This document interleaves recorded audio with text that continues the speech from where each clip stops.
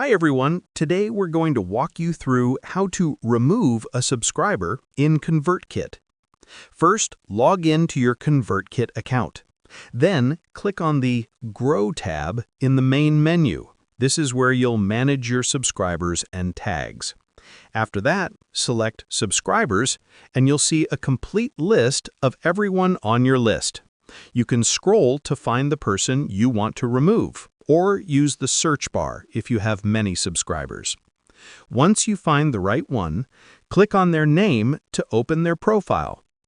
Inside the subscriber profile, you'll notice an option that says Delete Subscriber. It's usually near the bottom or clearly visible on the page.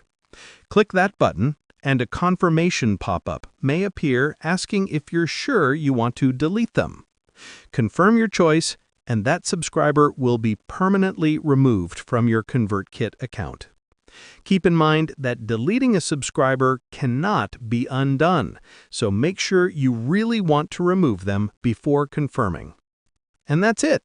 You've successfully removed a subscriber from ConvertKit. If you found this video helpful, don't forget to like and subscribe for more quick ConvertKit tutorials.